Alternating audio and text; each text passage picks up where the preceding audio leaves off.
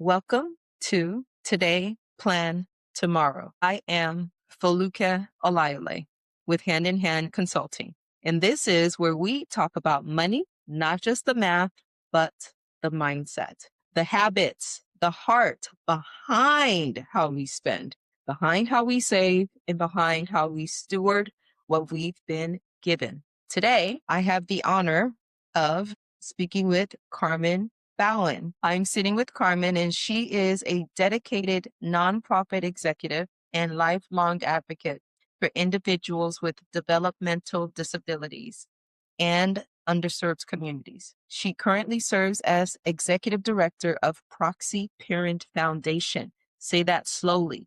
Proxy Parent Foundation. Yes, where she oversees trust administration, fiduciary services, fundraising, and organizational operations, ensuring dignity, protection, and long term stability for the individuals and families that Proxy serves. With over 20 years of leadership experience spanning nonprofit education and community based organizations, Carmen's been doing a whole lot of stuff, you guys. Carmen is known for her compassionate, mission driven approach and ability to build strong partnerships that create meaningful impact. Carmen, I want you to tell us more about who you are and what you do. And welcome to the podcast.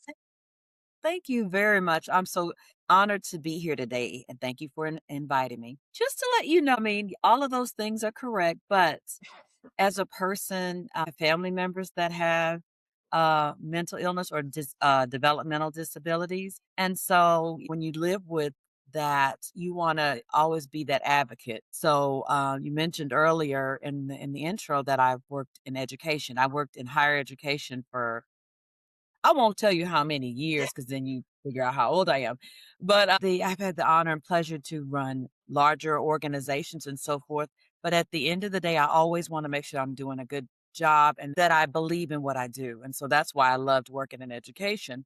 But when I had the opportunity to step more into nonprofit, that was something that I had always wanted to do. And I had an opportunity, one of our board members, I know her from us serving collectively on another board. And we talked about it. And I said, I think I will pursue that. And so that's why I'm here. I have to admit, I did not know until I jumped in and started learning. And so I now know this is something that is quite valuable to others, as I've learned over the years that people would have benefited, some people I know, if they had known this existed. So I'm glad that I'm put in this position so that I can share that information for people in the future. Very, very good. We are going to get to learn so much more about Proxy and what the organization does. And I know that there are some key things that you want us to take from this podcast.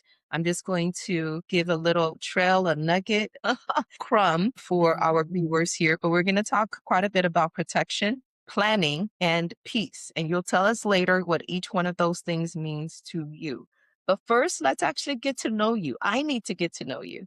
You and I, our paths cross kind of on accident or coincidence. My sister-in-law's mother introduced me to you and said, hey, you need to reach out to Carmen. It's like, okay, awesome. So I got to hear a little bit about you when you and I spoke. And I'm like, she's so down to earth and you have a beautiful smile. You've got a positive attitude and a positive energy about you. But I actually want to get to know you better, even on this call.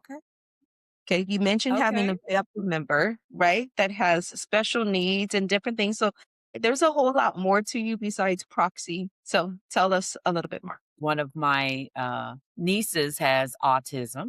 So watching and learning that has been very insightful. And of course, the person that you and I, it was really neat to see when we traveled to Africa. I traveled with them and their son who has autism, and to watch him as an adult and to see that you put forth the effort and the resources to help your child grow into a very productive adult that can be done. And so that was really enlightening to see. And then also I live with another family member that has mental illness, not severe, but it's always have to be that advocate.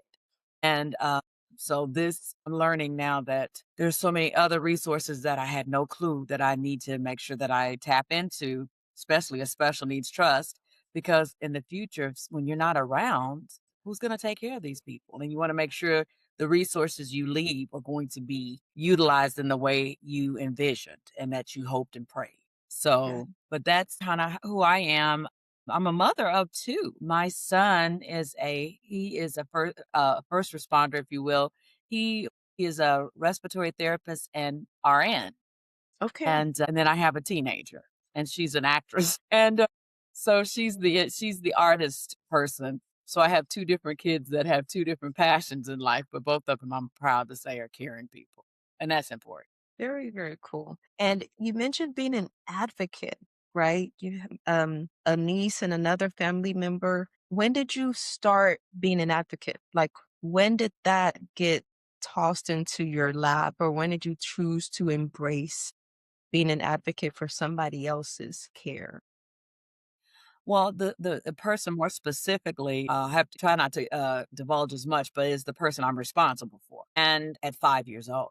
And I had to learn quickly because if you don't fight and advocate and it never ends, and then I learned not to be so secretive about things because then you won't learn. If nobody knows you need it, how can they tell you about it? Right. So I learned how to share that, but in a positive way, and then look for resources. But when I have them, I'm not secretive about them because someone else needs them. And if someone else hadn't shared it with me, how would I know? So each one reach one. Mm. And so that's kind of how that advocacy started. And I had to learn how to ask questions, how to not take no for an answer in many cases in a positive way, but you just don't accept no and keep moving because at the end of the day, the problem is still there.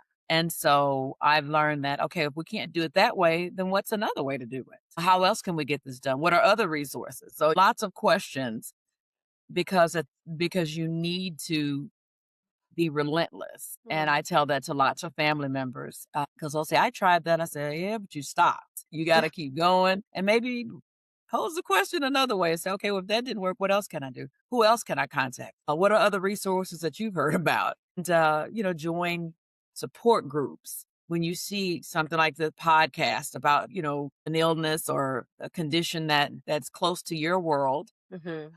take a moment to do it.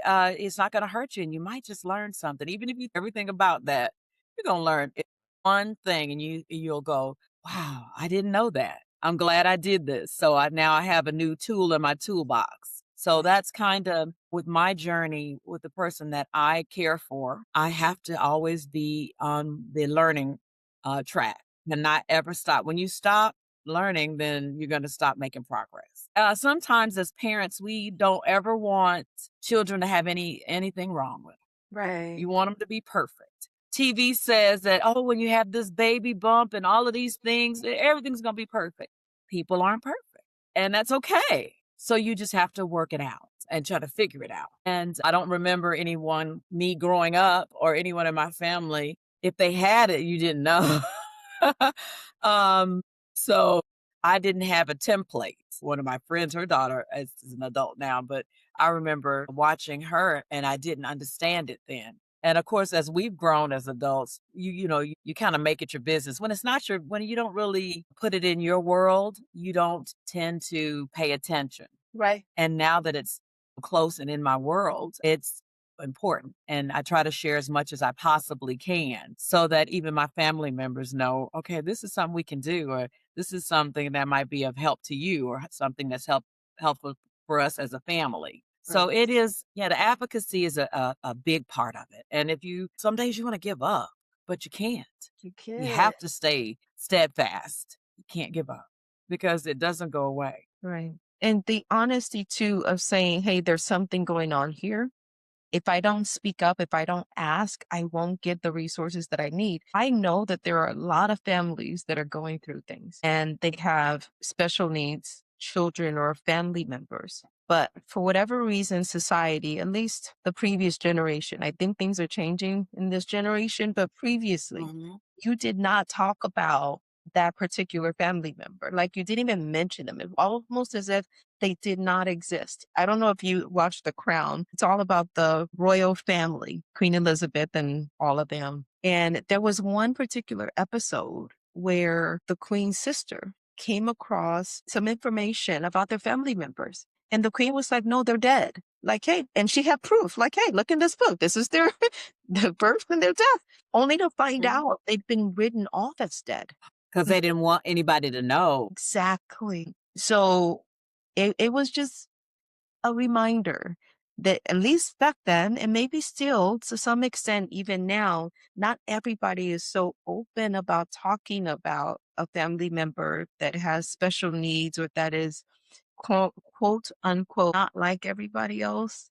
So Yeah, because that those is are a the hurdle. people you don't talk about, or they don't bring them to certain family events, or those people don't come. You don't even see the whole family. They're nuclear family at larger gatherings because they're not feeling comfortable. They don't want to be judged. They don't want their child to be looked upon negatively. Right. It's a lot of stigma. Yeah. And I've had to share things with people, especially if that person's going to be in someone else's care. I have to say it because if something happens, you need to know. And here's how you do it. And it has been it's a journey, and a journey is never going to end.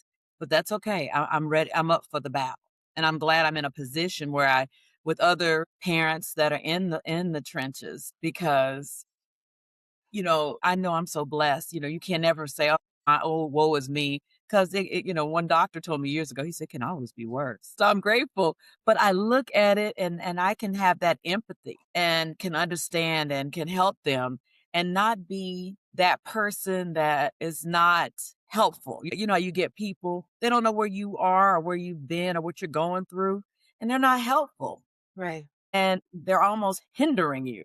Yeah. And so I tend to make sure I'm not doing that because I know how it feels to have someone not care, for lack of a better way of putting it. It's Yeah. not them. So why would they have any empathy for me? And so even if it's not my full situation with someone, I still have to have that empathy because you just never know. And as all of the elders and the families will say, put yourself in that person's position, try to walk a mile in their shoe to understand Right. that you need to care. And so that's the way I like to live my life, period. Not perfect, but certainly want to live my life. And when I feel like I'm falling short, I have to remind myself, shake it off because you never know. Yeah. And you mentioned like the advocacy and caring for somebody.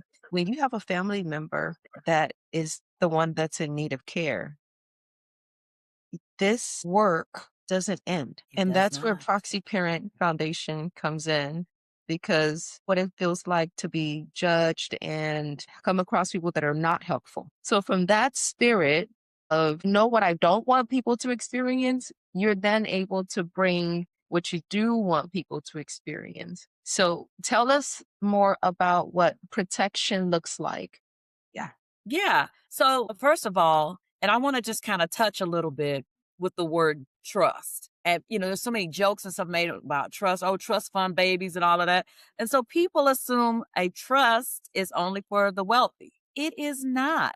There are different levels of trust. I'm not an expert in trust, but I know a lot about special needs trust. But there's different laws and stuff for people that have special needs when you do a special needs trust. And so basically the difference is the special needs trust helps with that protection you were talking about to safeguard access to public benefits. Because if you have a family member that needs to qualify for Medi-Cal, for insurance, or anything, any of those certain Social Security, different things, well, a lot of those are income or asset driven. So if you make for the most part over $2,000 per month, Oh, and in California, that's pocket change. yeah.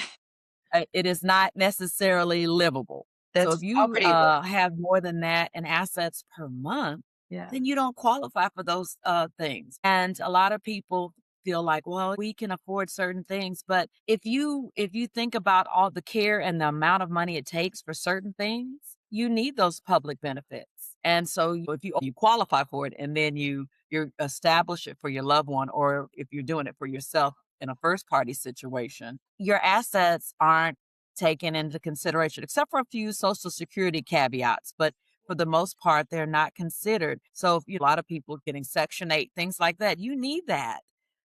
So that the money that you have gotten through a gift and a trust can be if your family member passes on, they can leave it. Like, say your grandmother left you $10,000. Well, that's not going to change. It'll change your life for a little bit, but it's not going to make you independently wealthy, but it is a gift, right? But if you get it, you can lose your benefits because it's over. You would have made over $2,000 in a month in Mm. assets. Does that make sense? If that okay, So, let me y- tell you what I'm hearing because I wanna make sure everybody's following along too. So, yes, a trust is not only for the wealthy. We're not right. judging those who are wealthy. We're not judging those who have special needs. This is a judgment-free zone. Correct. It is beneficial because it's protection so that the people who need resources can get it without having to be below the poverty level. And if Right. they get a gift, if they get an inheritance, if they get some money, it's not going to count against them. Is that what I'm under? Bingo. Okay. That is what you heard. Okay. Absolutely, because some people say, "Well, I don't really have any money to leave anybody." Well, a lot of us have insurance policies, and we don't ever think about that as an inheritance because you think only people that are rich have inheritance. No, no, no. If you are a parent and I want to leave money to my children and one of them special needs, you want to make sure that they're taken care of and that the money that you have worked hard to leave to them is going to be utilized for their care and things like that. And so we'll get into that in a little bit, but that's one of the things we do. And the name of our agency is Proxy Parent Foundation. Proxy in the place of. And it's like providing family like we have an entity also that provides personal support services, which I'll talk about that as well. So it's like when you're not here, you set those things up so that when you're not here to care for that family member, be it your child or what have you, that you were caring for, you want to make sure that they're cared for. And a lot of people do have family members they can entrust that responsibility, but it comes with a lot of responsibility. And you have to stay abreast of all of the laws and things like that. And some people are not comfortable with that. You have to keep up with fees and taxes and things like that. But we do that. We make sure all of that's handled. The monies that you do put in, we invest it so there's so much that goes into getting the special needs trust. And we're a master pool trust so that we have it set up where we have the monies together where we invest it and it has lower fees and so forth to manage it. Whereas if you're trying to do it yourself, you can incur a lot higher fees because you have to do this person for one thing and this person for another. And then you're held accountable to manage that fund appropriately because you just can't take people, if it's a special needs trust, you just can't use it for yourself. It's for that person. And so that's a lot of it. And so a lot of family members, that might be a little bit overwhelming. But also, I have family members that say, "What? My son is a doctor, my daughter's a doctor, and or a lawyer or something," but they have their own family, and I do not want to place that burden on them. I'd like to make sure I have it set up, and so Proxy, we do that. We help them set this up. We manage once usually the trust is not set up usually until the person has passed on, but that's not always the truth because I have families that have enough resources right now to do a partial funding and we take a lot of load off of them where we'll pay the bills before they were doing all of that. We make sure all of that's taken care of and so that they can have that semblance of normalcy that they wanted to live in their life. Because when you have a family member that has special needs, a mental illness, it's a lot. And sometimes it's thankless. Sometimes you don't have an opportunity to rest. And so that's why a lot of our clients will ask if they have the resources, they'll fund partially so they can take some of that weight off of them. And I think that's very valuable. Seems like it could be easily a very heavy burden. Some people listening to this may not understand or have experience with what could happen if a trust was not left for someone that is in need of this type of And care. that's a good question. So Yes, yes. help us see without what you do, right? Mhm. Without having a proxy, an advocate in the system. right? To create something to leave behind. What happens, or maybe you have a story or two to share when Yes. someone does leave or leave this world, they die, they pass away, and their child or whoever they were caring for no longer has the funds. What happens in those scenarios? Gosh, and there's so many scenarios, certainly. But the main thing is, if you go and you don't have the planning done, the things in place to ensure that they have the care that they need, someone can misuse the funds. Or if you don't have it, have your estate plan or your will or something that has all of this information in it, it could go into probate. And you could lose a lot of money trying to straighten things out. Whereas if you do it in advance, and especially a special need trust, once it's funded, it's irrevocable. So um it is something that is really there to make sure that, because we don't know what day we're going to leave this earth. Most people don't. And so when you care for someone that is totally dependent on you, this is something planning is essential because even, I've had families that say, well, and I'm thinking personal, not necessarily my clients, but family members that have left the monies for someone to care for and they mismanaged it or they didn't understand how quickly it could go Right. and didn't make provisions. And so you have this special needs person that requires more than they can handle. That's why you see a lot of people that are unhoused or they do have a lot of people have families. I've seen one of my older family members, she's passed now, but she had mental illness. And I had never, when I was a kid, I had never seen anybody, when you saw someone that was looked unhoused or, I was like, and I said, "Oh my God, there's a lady on your porch." My cousin, I was here visiting in LA, and I said, "There's a lady on your porch." And she said, "Oh," she said, "That's my sister." I was like, I'd never seen it, but she had mental illness. And so, not that she had a family and things like that, but sometimes it's hard to, sometimes they're not comfortable with that. And you want to make sure Safe. you provided it. Yeah, like it could be unsafe too. Very unsafe. And so if you don't have anybody like I talk to a lot of families now that are doing planning, and I had someone that one of the families, she had done everything, but what she hadn't thought about, because how do you think of everything? You can't. But her adult child lived with her always, and she passed on. And so she had everything else in order, but then this person, you forget it, their whole world is turned upside down. And so but the parent had everything, we set up, service plans with them. How do you want this money to be spent when you're gone? How much are you think you're gonna, put in the trust? Because a lot of people know if you have $100,000 insurance plan, minus any expenses, so you can guesstimate how much you're gonna have. And, so we sit down and we talk with the families and say, "Well, what do you think is needed each month for that person to survive?" And the good thing about when you're doing this planning in advance and working on the assets, you can go ahead and apply for different things because the assets you're setting them up so that you can apply for those public benefits and so forth because they're usually we're talking adults. And one of the things that the parent hadn't thought about was where that person was going to live when she passed on. That's a big topic. That's a big topic. Yeah. So we did, and that the trust was that we were able to, because she had planned for us to help and do all of this, but you can't plan for how your family member's going to feel. And so we had to have, we have wonderful personal support specialists that work with us, and this person is phenomenal. And the family member who her mom is gone, she's got to move because the other family members that were tasked with closing up that part have to do that because the sale of your home is going to also fund trucks, right? And the person that's in that condition cannot manage a home. Right. And so we had to help get her packed up, move, get everything together. And that's where that proxy parent, when the mom's not there, but we were. And the person that was working with her was so compassionate. Because she had to go and talk to her and say, can I come in? And then talk about what we got to do and help her go through the house and get the things she wants. Right. Make sure that talk about, well, we helped her find a place and, where you're going to be and go see those places. This is where you're going to live. And so it's a step-by-step process. And so I was so proud that everybody, on our team, we all jumped in to help to ensure that because we were under a time constraint. Right. And that person, I'm happy to say, is thriving But and do as well as you can be expected because that doesn't take away you miss your parents.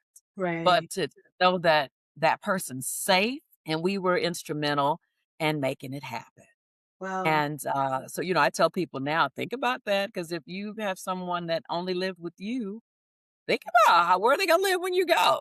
Right. And it's for us, getting up and moving is one thing, right? It's already packing up, just all of the details of that. But for someone who can't necessarily manage the details, they also may Yeah, not be able to manage their emotions, right? When the place that they're used to, their schedule, their routine is tied to a certain place. And now they're physically having to move. They're having to deal with that piece while you guys thankfully are able to help with all the other details to make sure that they land safely somewhere.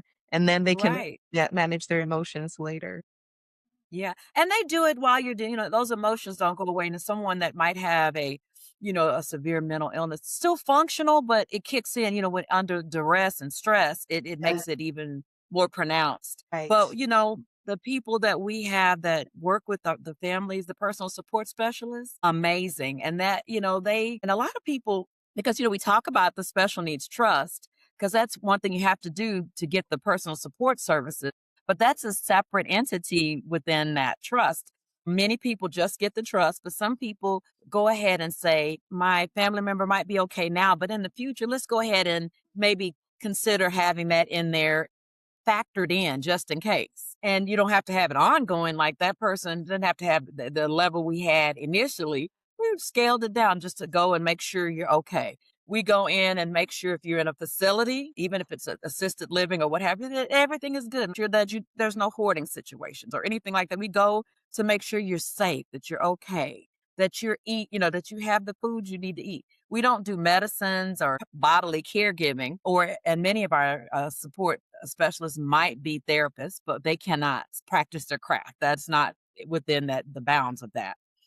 But, just but we do hire people that have worked with people with disabilities or mental illness because it's important. There's a different way to do it. You just can't say, hey, do this and expect it to happen. You have to think about, okay, maybe we'll try it this way. There's many ways to kind of dive into that. So we have people that really are good at doing that. And a lot of times what we do with those people is if you're used to like my daughter and I, we like to travel and we like to do things. Well, if I weren't here and I needed someone to care for her, I would like her to have the same experiences that I was able to afford to give her. And if I've saved or if I have enough insurance or whatever I'm going to leave, I'd like her to still be able to do that. So some of our clients have asked that in my absence, when I'm gone, can you make sure that my son goes to the baseball game at least a couple times a year? Yeah. So we have personal support specialists that can go do that with them, take them, get them. So, and that comes out of their trust.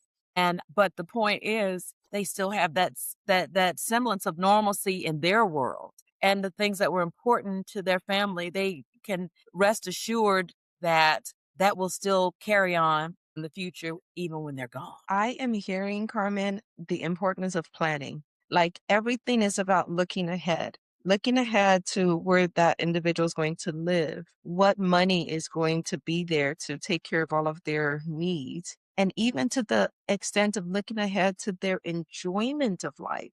Right. The quality Right. of life that they have now with the parent or the guardian or the caregiver present, they still need to look ahead and plan for how is that going to happen when I'm not here? When I'm not here. And that's what on our website that we have, well, who will care when you're not there or when I'm not there, meaning you, I'm not there. Who's going to do it? And that's what, and these are the things that are important. And so it is planning ahead and making sure that you thought of as much as you can. And nothing to be perfect, but you have to know that when you care for someone that has special needs of whatever degree, a lot of times you're doing it by yourself, or even if it's, a husband, wife, or whatever, you guys can be an island sometimes. Right. No one knows the steps and the journey that you've been on. They don't understand. Sometimes you make it look easy, but it's not. And so for someone else to step in your shoes We've had family members say, "I don't know, this is more than what I bargained for. I didn't know that my aunt or uncle or they had this kind of thing going on. They didn't make it didn't look this hard." And they have a greater respect, but then they're also saying, "But I'm gonna do it either." So planning ahead, and we do that, and, we've been around the master pool part of it started in the '90s, but we had o other aspects of it that started in the '80s. So, we've been around to do this, and, of course, things evolve, but we're still here, and we're making provisions to ensure that we're here in the future because we have lots of people that signed up years ago. The, family that did it, they're called grantors, and they're still around, but we have it there when it's ready. Yeah. And so we have all the paperwork, all the contracts, everything. Whatever the enrollment donation was at the time, you don't have to pay more, if this happens in the far future. But at least when your day comes, you don't have to worry about it. There's not going to be any court, any of that. Because if you set it up, like working with people like you that have financial planning and things like that, and attorneys, they do what's called bridging language, and they make sure that in your trust and will, it says, when I go, X amount of dollars will go for the care of this person through Plan of California Proxy Parent Foundation. Awesome. And then that person makes sure the money comes to us. And then we set up the accounts and make sure everything is done. We have different entities. It's not just us. We have a company that we work with Fidelity and they house the monies. And we have Lynbrook Capital that does the investing to Yeah. make sure that money grows because we don't just take it. We want to make sure that in the pool trust, we have more collective monies to invest, but everybody's accounts are separate. And we have another company, ML Management, that helps disperse the funds. So there's not one person that's responsible for everything, and then that gives us lots of checks and balances to ensure that all of those pieces of the puzzle are in place. Wow. So I love that that's there. And a lot of people find that refreshing and something that they really want because they know that there are people there that will make sure that it happens. And some of our clients, they build, I mean, we're a small organization. So most of them, if they call, it's either their family members or the clients themselves. They'll call you and you just kind of help people out. You have to. We help them with, like I said earlier, paying their bills and things like that. And we have certain debit cards that we have to help them do it, but we still manage it. Because keep in mind with the special needs trust, we can't give you the cash. That the legislation does not provide for that. They gave it to you for a reason. There's always going to be a caveat. You can't protect your assets. They're not your assets anymore per se, but all of it's at your disposal. So if someone needs their rent paid, then we make sure it gets paid every month. We send the check to the landlord to make sure it's paid. Phone bills, electric, all of that, we'll make sure it's sent and paid to those entities. So we can't just give you the money to pay it. We make sure it's paid. That's the responsibility. That's the trust. You have to be trustworthy to manage the funds that are in the trust. That is awesome. Do you have Yes, absolutely. tips for people that are even thinking about it? Maybe they have not yet decided that they want to get Proxy Parent Foundation involved. Do you have any tips for them to plan ahead so they don't feel overwhelmed? Well, just being in the situation itself is overwhelming. So, it is hard. And it's hard. You know how sometimes I'll give the diet analogy. You Okay. know how we say every year I'm going to take that step and I'm going to do it. And then you're like, right? Already did it in January. Yes, yes, yes. Uh-huh. All of these resolutions we have. But the reality of it is this is something you can't just really drop balls because someone depends on you. Mm. And so you really have to start looking, make sure, that you're planning. If something happens, what are you going to do? Do you have insurance? Do you have money saved? Do you have 401k? All of those things, that's how you figure out how you're going to fund trust. So people think, I don't have any money yet. A lot of us have 401k could be what you pass on. Some people have pensions. There's so many things that you can, based on the rules and restrictions of that funding, you figure out how you do it. And so you work with your financial planners, your attorneys. And there are some organizations that do it gratis, but you have to look for those. But at the end of the day, you need to start planning and figuring it out where is my money? What am I gonna do? And, if you have a, a policy, like I said, you make sure, if you have other kids, you have to figure it out. Someone that needs more, you might have to, might not be 50-50, might be 60-40. You have to think of those things. And then you wanna make sure that you have set forth for everybody to, to be as equitable as you can. You can't always be 100% fair in some people's eyes because some people will be able to take care of themselves and Right. others cannot.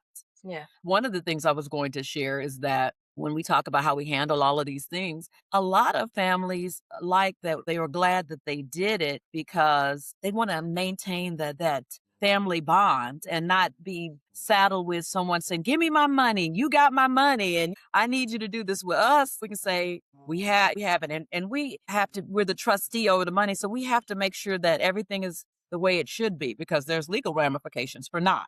Mhm. And whereas we can tell your family member, your loved one, what do you need? How can we help you with it? And we do that. And that family doesn't have to be the bad guy or bad girl, right? They can just say, you whatever you need, they'll take care of it for you. And then they can just be a family member. That is It is very, very important. I do want to say though, a lot of people, there are two different kinds of trust. There's a first party trust and a third party trust. A first and third party trust is when someone they set it up and they're giving you this money. They're the grantor. They're granting you this money, usually on their death or something. But they're setting it up for you. A first party trust is like if you had a settlement or somehow some money, like if your grandmother did it and gave you the trust, or there's something gave you some money, an inheritance, but you didn't have this set up in advance. A first party trust would be, especially if you're special needs or someone that has mental illness, you can set up a first party trust. A lot of the same things, but we do the same management, things like that. This is set up in advance. The check came to you, so that won't be part of your assets. Then you would set up a special needs trust. And that way, your money, again, it's not given to you, it's not part of your assets, but you can use it to do those same things we talked about. And okay. I think a lot of people don't know that and they'll get a settlement, something that happened maybe from a school district. It could be there's so many ways you get a settlement. It's not just one way. Right. And people, if you don't know that, then you put their public benefits in jeopardy because now they have resources. And Yeah. even if you deplete it, you know how hard it is to get back on those things because now you have to prove where'd that money go and that you don't have it anymore. But if you know that there's a thing called a first party special needs trust and you qualify for it, you go ahead and put the money there Right. and someone else will help you. It's still there for you, but it has to be used for you because we've had to tell family members, no, it's not to pay your phone bill and all your stuff. It's for this person. Right. Yeah, and we get that. You're like, no. So, but hopefully that clears it up for people because a lot of people didn't know that when you have a settlement that falls in your lap somehow or it happened, what do you do?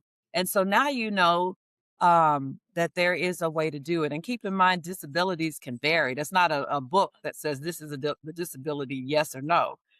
So it just depends. A lot of us have physical or developmental or other mental disabilities. So it runs the gambit. Right. But if you know you need your public benefits, then that's the best way to do it. But if you know that your family member needs those public benefits, then you set it up in advance for them.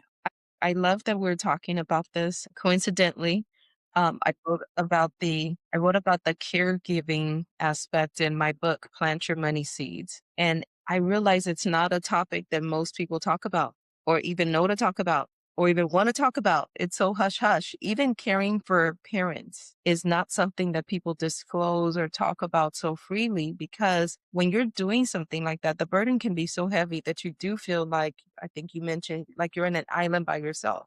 You're just in it's your whole world is caring for this person. You manage your time. You're going out to the grocery store and coming back. Like all of that is time so that somebody is there to watch over this person, whether it's a child or an adult, a parent, it doesn't matter, a sibling or any family member, your world, your time, your energy, your eating, your showering, your everything is almost literally about this individual.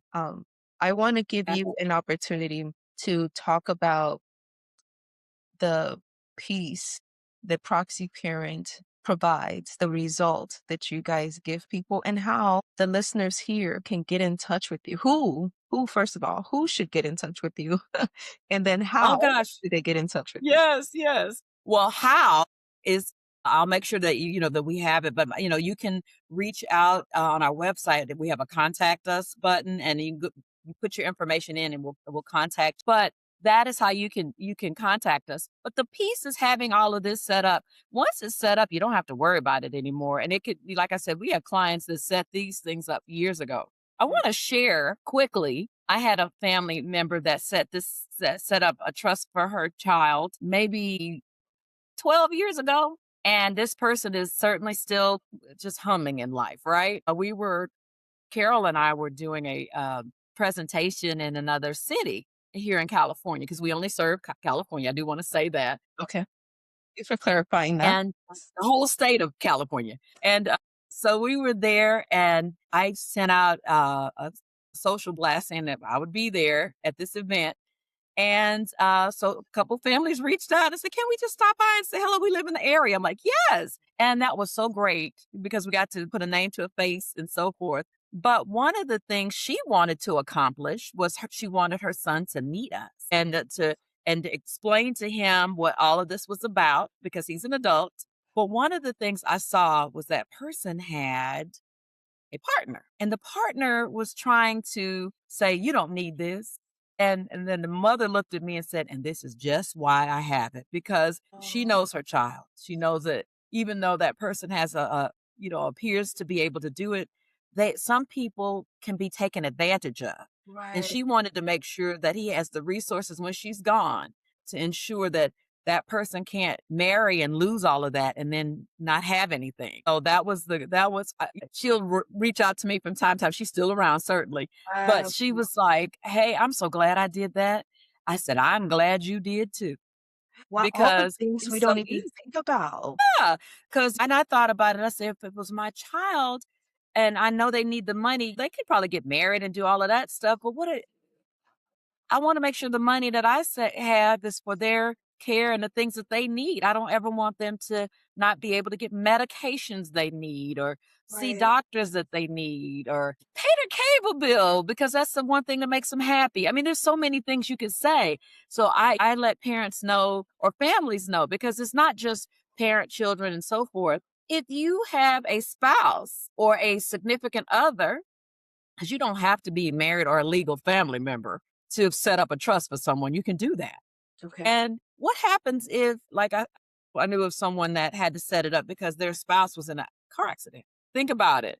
You want to make sure that when you're gone, that they're still cared for if they're still here. Hmm. So that, so many things so many scenarios. But if you think about it, that piece is knowing that I got it taken care of. So we can now just go on about our regular lives. And when that time comes or when I'm ready to fund it, because you don't have to pass on to fund it if you have the resources, but you have it there and you know that they're not going to lose benefits and things like that.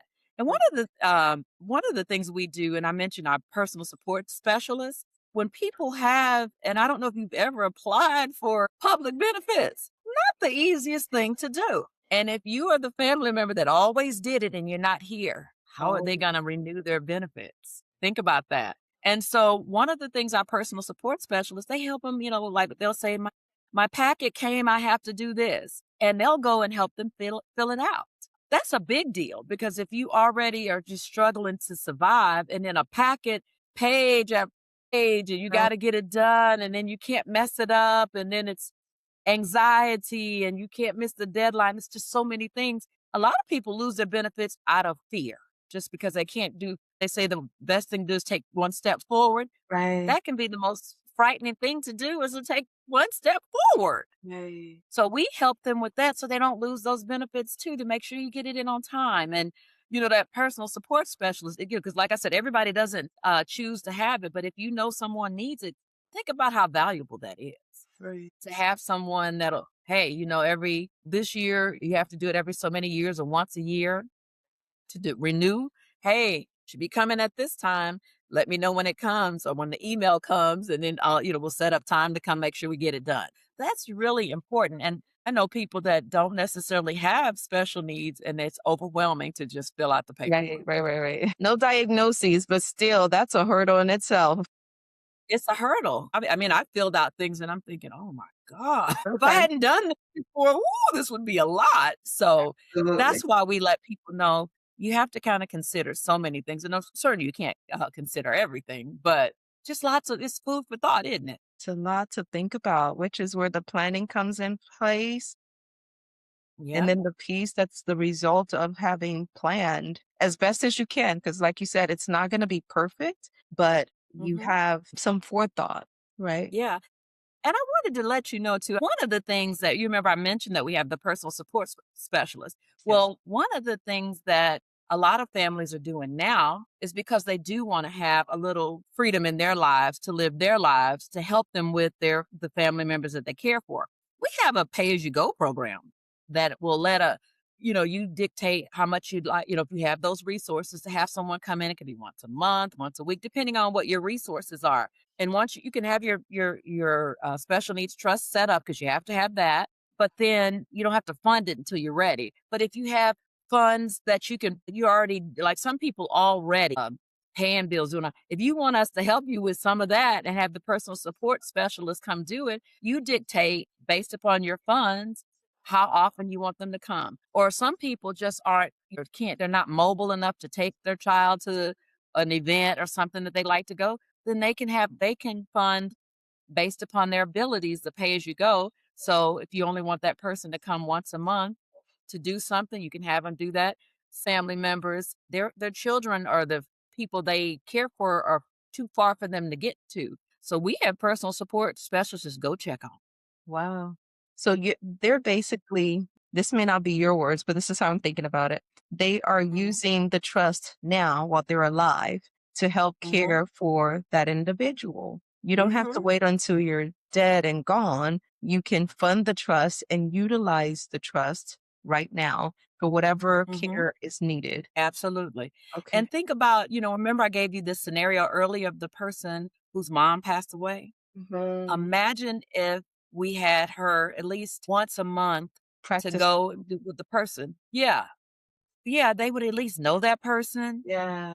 They could have been even talking about, well, places to live and So things like that. frustrating. But also have that trust because don't forget those people, they're not necessarily around a whole lot of people to trust. Right. And so it can be overwhelming. So just having a pay as you go is an option, which I have a couple new clients that are doing that. And they're not older. Just sometimes you just need the help. Sometimes you need a mental respite Yes. and or you're just too far from where your person is, so you need a little help. And that's where that comes in. And I love that service for many people. I had one client, we're still working with to do it, but they want to go on a trip.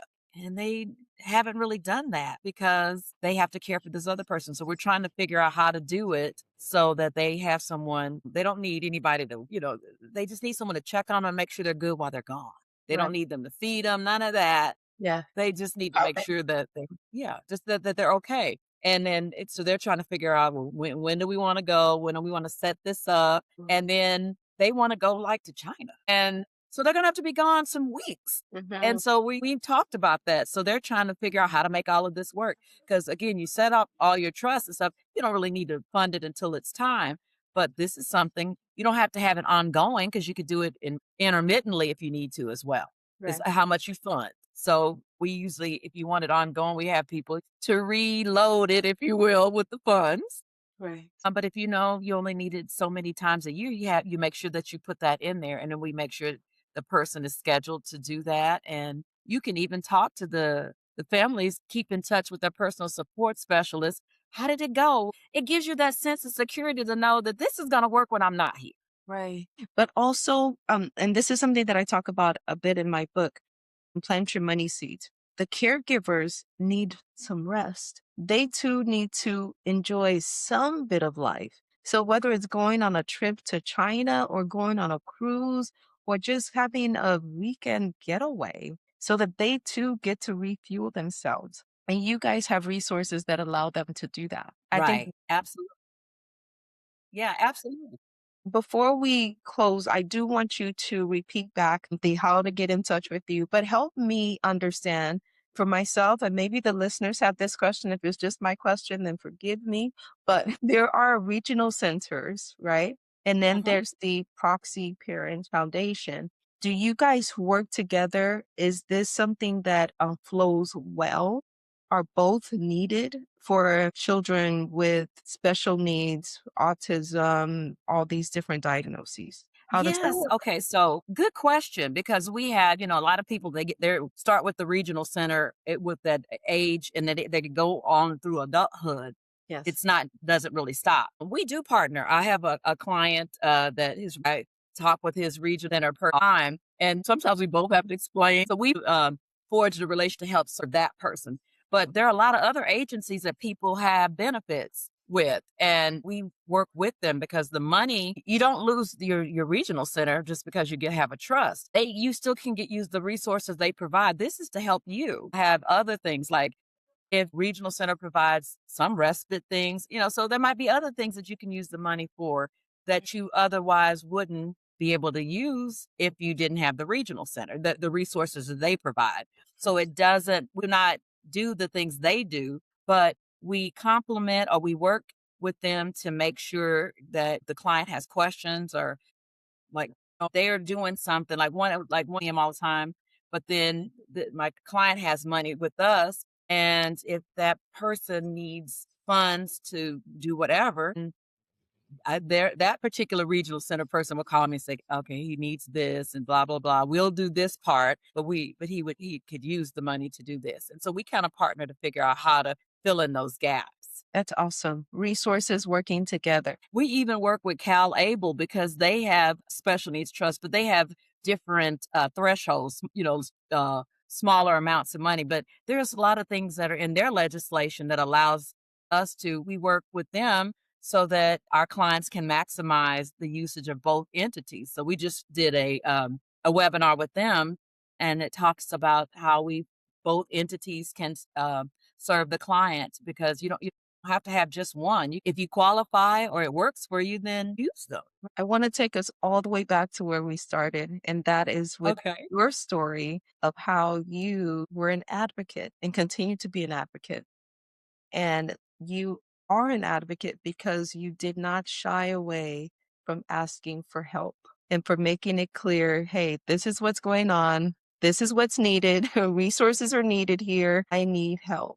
And I want to encourage anybody that's listening right now. If you are in a situation where you are caring for a loved one, there are resources available.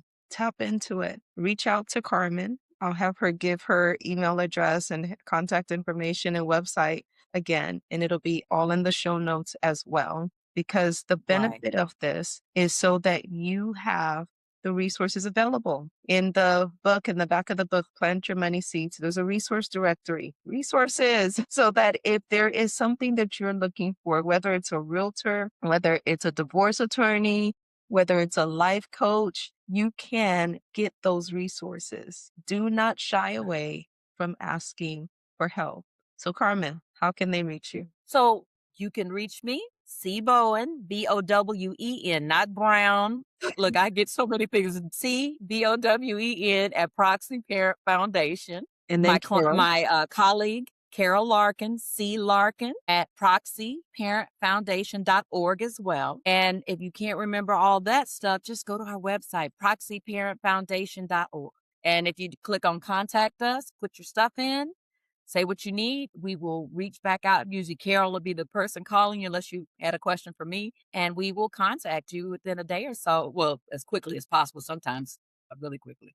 But we want to make sure that we help you because if you need that special needs trust, we want you to get it done so that you can have that peace and that peace of mind Right. because you just never know. And if you procrastinate, which I'm still working on not procrastinating myself, to do a special needs trust for my family member because I don't know what day, and I don't want to that weighs on me every day to go, "God, if you don't just do it." So, sometimes a little bit like everybody else, but at the end of the day, those that I've seen that have taken the step and completed it can just do a sigh of relief to know, "Okay, I got it done, now I can press on and do something else." But Very, that's not weighing on me. Very, very good. So I'm going to remind everybody we talked about protection, we talked about planning, and we talked about the peace that comes from protection and planning, protecting your assets, protecting the people that you care for today so that you plan for their future tomorrow when you are not here. Don't wait to the last minute because you don't know when that minute will be. So, talking to our viewers, thank you for spending this time with me and Carmen. If something in today's conversation spoke to you, don't just listen. Take one action, one small step, one seed planted, because that is how transformation begins. I am Boluka Olayole with Hand in Hand Consulting. Today, plan tomorrow.